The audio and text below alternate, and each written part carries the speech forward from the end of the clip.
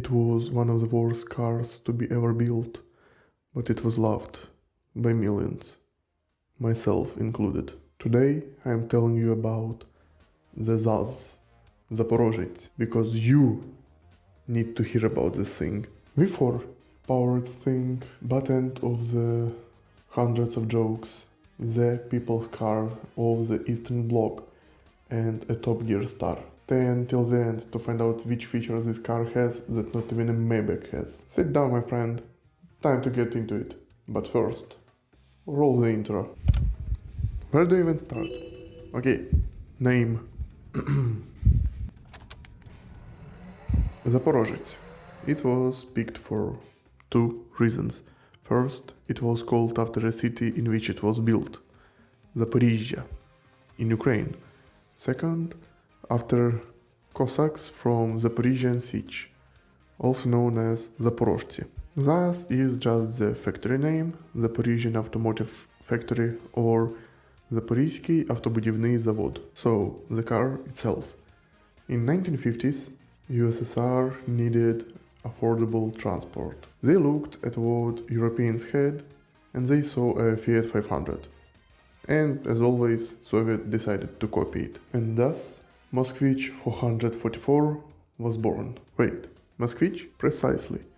It was first sketched out to be made in Moscow by the engineers at NAMI. Here's the abbreviation. Later, when deciding where the first generation is to be built, it was decided to be made in Ukraine, more exactly in Zaporizhzhia. And it took a motor from a military vehicle, about which later. Oh, by the way, speaking of the engine, this time I will do a little bit different. I am breaking down entirely for each generation in one go, because there is not a lot to talk about.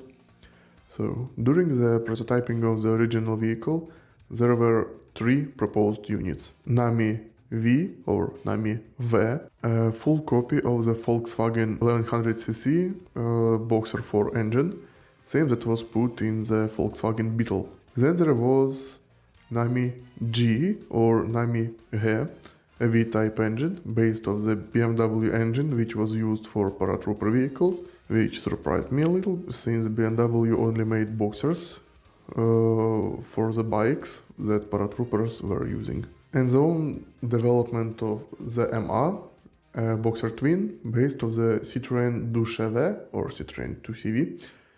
The MA stands for Low Displacement Automobile Factory.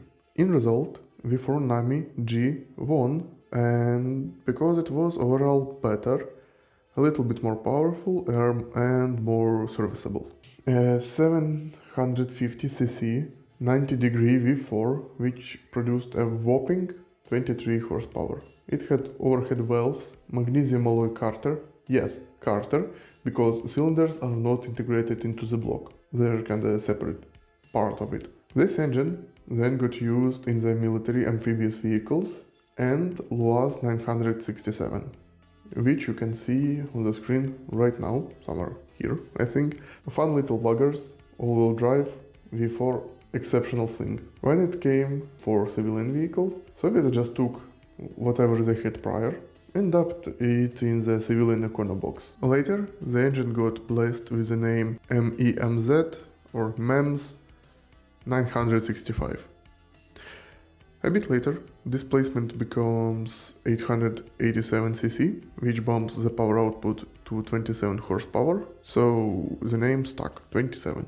I don't know why.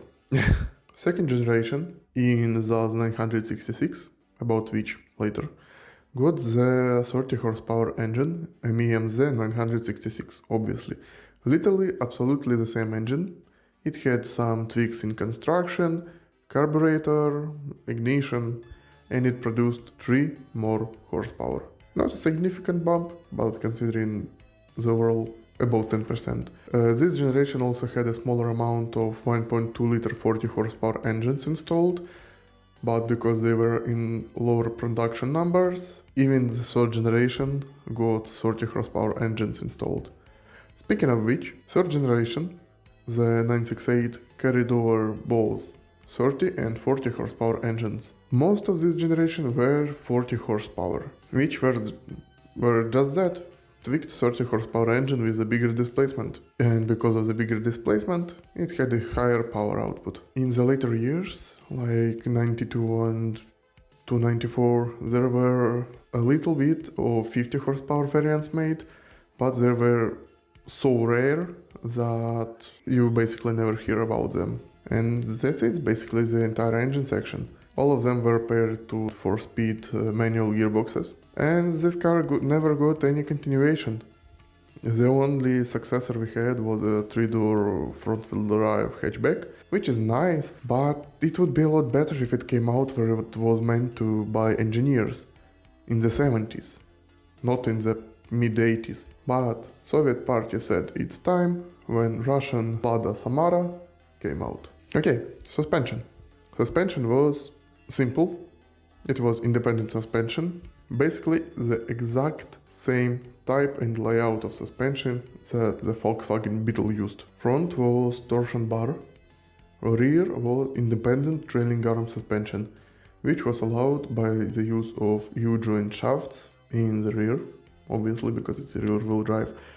So the design of the thing, 965 was pretty much heavily modified copy of the Fiat 500, but with a bump in the rear, hence the hunchback or humpback name given to it by the people. Factory workers tried to enforce the name Maluk or Malish as in little kid. It featured a Spartan interior for a 2-door coupe with suicide doors for easier access, for, well, technically 5 seats, and front of which you could fold to make 2 sleeping locations. I cannot call that a bed, honestly, but in the front it had a gas tank, well, obviously because the engine is in the back.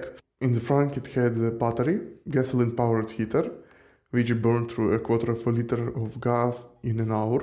Oh, and they also carried Fiat 500's ability to interchange front and rear glass. It was sold for 18,000 rubles before the 1 to 10 denomination of 1961. For an example, 1800 rubles in 61 is $2,000 roughly. For this price, in 1961 you could buy the Oldsmobile Cutlass. How's that for comparison? Next generation, which was 966, came out in 1967. It got a complete redesign. They ditched the backwards opening doors, but it kept the same old transaxle transmission and rear engine. And obviously it kept the V4, because otherwise it would not be a Zaporozhets after all. Looks-wise, well, it was a little bit inspired by the Corvair. They just made it a bunch smaller and a 2-door. Interior became more tolerable, but still rather minimalistic by its modern counterparts from the West, price-wise. And it still had interchangeable windshields and foldable front seats.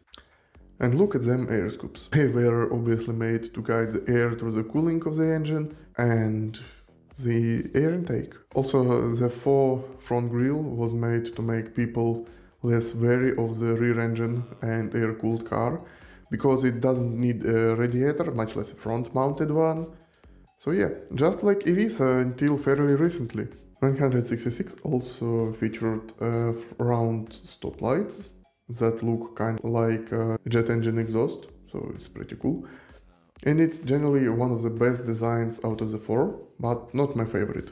Next generation was the 968, which had a little bit more design tweaks, and now it was pretty much a carbon copy of the NSU Prince 4. It barely changed from the previous car, just slightly better in every single aspect of it. They ditched the front grille, and it had instead of a small just chrome thingamajig. Its more advanced variant got the name 968 AMS modified. The big change was they removed cooling scoops and replaced them with the fish gills. So instead of big ears, it didn't really get a name. Because engineers tweaked cooling so much that it was a lot more efficient, they no longer needed those scoops. Cooling system was just so optimized in comparison with the previous generations. It was less prone to overheating, unless you go 110 10-120 km per hour, then it would overheat pretty easily. Or if you were stuck in traffic, which is fairly modern problem. Back in the day, USSR did not have enough cars to cause a traffic jam. That being said, this is my favorite design. Though if I had my hands on a Zaporozhets now, I would take the regular 968, put 968M front on it, and it would look a lot better with it. Scoops just add some nice accents to the car, in my opinion. My grandfather used to own one of the Zaporozhets cars. It was a coral colored 968 with a 40 horsepower engine. He drove it all across the Soviet Union. He drove from mountains of Georgia to Ukraine during the late 80s USSR fuel crisis. And it powered through, often on questionable fuels, but it always got my grandpa and his family where they needed to be. Almost always it was fully loaded. And reasonably comfortably for the car, it drove 1500 kilometers almost non-stop. Okay, about the thing that I promised in the beginning. Well, I was kind of pulling your leg here a little bit. This feature was a little hatch in the passenger's footwell. It was not for the winter fishing, like Jeremy Clarkson said in his bit on the Zaporozhets. It had a simple Not even use a Maybach has only this. during the production, and it was used to drain the liquids used in production, which were used to prepare the body of the car. Easy as that. It was just for undercoat and paint excesses to drain into the pan, but Jeremy's idea was a lot funnier, honestly. Other than this Top Gear special, ZAZ was mentioned in such media. In Cars 2, a whole clan of Zaporozhets cars with Vladimir Trankov, or in Ukrainian dub Vladimir Trunko, being their leader.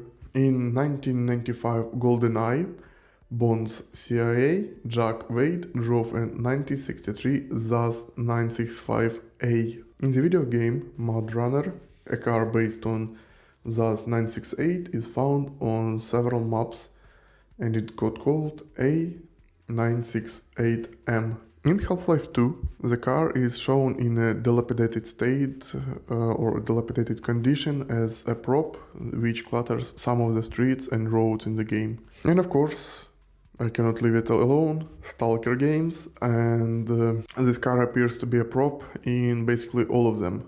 Honestly, I was expecting this section to be a lot bigger before writing, but it seems not a lot of media is portraying it outside of the USSR. There was also an unreleased, made only in 6 units by the factory workers, ZAZ 900 Sport, a sports coupe based on 965, built in years 1963 to 1969. Each car was unique. Some had thicker A-pillars, some had thinner. Some had not 2 but 4 headlights. Some of them had very different stoplights. All of them were made mostly out of fiberglass on a space tubular frame. Most cars survived until the full-scale war. At least one was destroyed among dozens of vehicles in Russian attack on historical car museum in Kiev. Rest of the cars, ZAZ 900, are in private collections. Some are being restored, and some are left to rot under the sky. This vehicle almost did not have any actual autosport presence. There is, however, one notable contemporary car, or rather rally vehicle, made mostly out of titanium, completely gutted, just to squeeze some more speed and acceleration out of the sad, anemic engine, weighing at just 540 kilograms.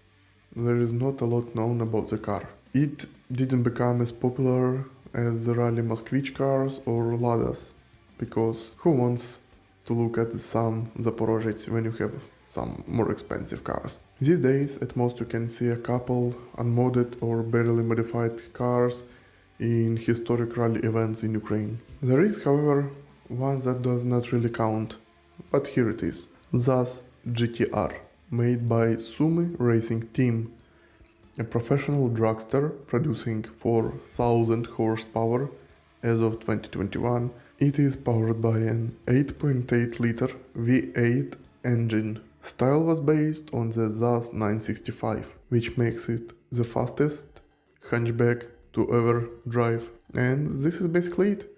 Thank you for watching. Tell me about your favorite car. Suggest a new vehicle for the future video. Sorry for far apart posting, I had some technical issues. Goodbye, auf Wiedersehen и до побачення.